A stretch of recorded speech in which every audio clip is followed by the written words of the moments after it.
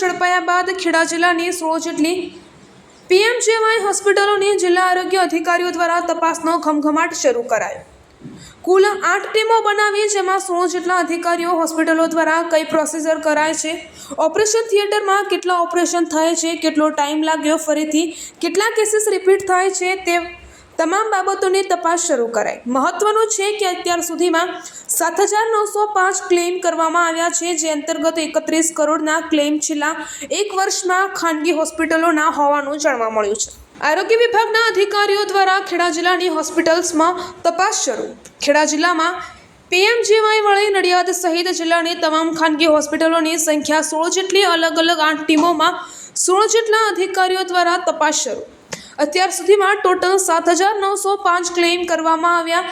31 કરોડના ક્લેમ છેલ્લા એક વર્ષમાં ખાનગી હોસ્પિટલના હોવાનું જણાયું। હોસ્પિટલો દ્વારા કઈ પ્રોસિજર કરી, કેટલો ટાઈમ લાગ્યો, ફરીથી રિપીટ કેટલા કેસીસ થયા છે, આ બાબતે આરોગ્ય અધિકારીઓ દ્વારા તપાસ હાથ ધરાશે। રિપોર્ટર ઉમંગ શર્મા। ખેડા જિલ્લામાં અત્યારે 16 હોસ્પિટલ છે અને પીએમજે અંતર્ગત એમના એમ્પેનલમેન્ટ કરેલું છે અને એમાં અમે નિયમિત રૂપથી ચકાસણી કરીએ છીએ। દરેક હોસ્પિટલમાં મુલાકાત કરીએ છીએ અમે અને અમારા કર્મચારીઓ વિઝિટ કરે છે અને એમની કામગીરીની તપાસ કર્યા કરે છે। સાથે સાથે આ ખ્યાતિકાંડ પછી અમે થોડીક સઘન કામગીરી ચાલુ કરી છે તપાસની।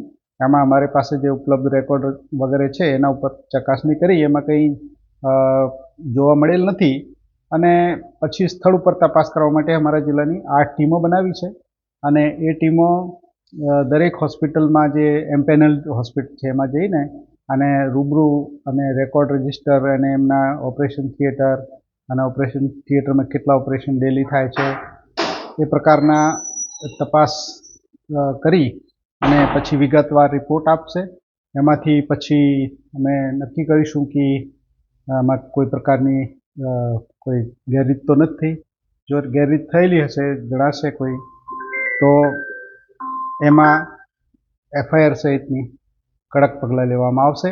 ડીએમ્પેનલમેન્ટ તો પહેલાં કરવામાં આવશે। જે ખ્યાતિકાંડના આરોપી છે એમને પરમ દિવસે ખેડા જિલ્લામાંથી ધરપકડ કરવાની છે, 4 જેટલા આરોપી। એ લોકોનું ખેડા જિલ્લામાં કોઈ કનેક્શન હોય કાં તો ખેડા જિલ્લામાં કોઈ કેમ્પ કરવામાં આવ્યો હોય, એ બાબતની કોઈ ચકાસણી કરી છે કે કરવાનું? અમારા જિલ્લામાં કોઈ કેમ્પ થયો નથી અને અમે કોઈ બીજાને હોસ્પિટલ્સને બી પરવાનગી આપતા નથી और એમનો ખેડા જિલ્લાની અંદર અમારો કોઈ કનેક્શન એવું અમને અમારા ધ્યાન ઉપર નથી અને જ્યાં સુધી અમને ખબર છે તો એ કદાચ યોગાનુગે અહીંયા આવ્યા હોય, બાકી કોઈ એમનું કનેક્શન અમારા જિલ્લામાં દેખાતો નથી।